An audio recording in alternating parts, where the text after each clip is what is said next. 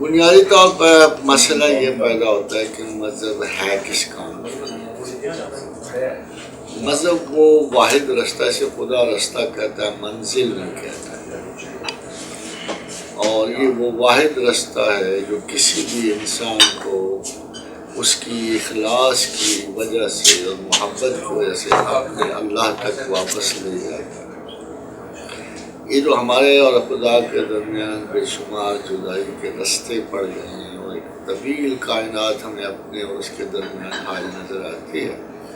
تو مذہب اس لیے تھا کہ انسان اپنی بے چارگی اور بے بسی میں دوبارہ وہ رستہ پا سکے جو خدا کے ساتھ اس کی شناسائی پیدا کرتا۔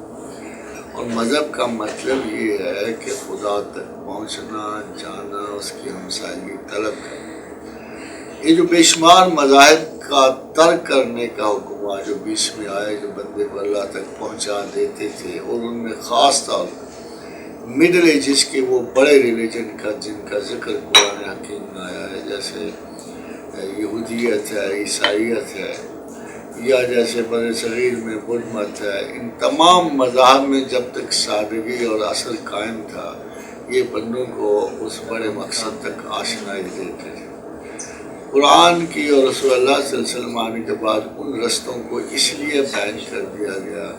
کہ خدا نے سمجھا کہ وہ انسٹرکشن جس کے تحت بندہ واپس جا سکتا تھا ان کی تحریف ہو گئی، اور قرآن کی حفاظت کرتے ہوئے اللہ نے اس رستے کو مکمل متعین کر دیا کہ تم اس رستے پر چل کر مجھ تک آ سکتے ہو۔ ان ہدینہ السبیل اما شاکرا و اما کفورا۔ مقصد مذہب یہ ہے کہ میں نے تمہیں عقل دی ہے، اب سوال یہ ہے کہ تم مجھے مانتے ہو کہ نہیں مانتے۔ جب اسے مان لیتے ہیں، جب ہم مذہب قبول کر لیتے ہیں، تو ہماری دوسری تلاش یہ ہوتی ہے ہم کس طرح اس تک پہنچیں۔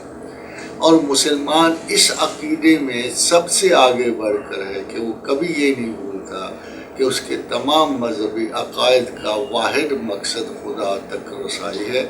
اس کا قرب ہے، اس کی محبت ہے، اس کی ہمسائیگی ہے۔ اور اگر ہمارے عقیدے میں خدا سے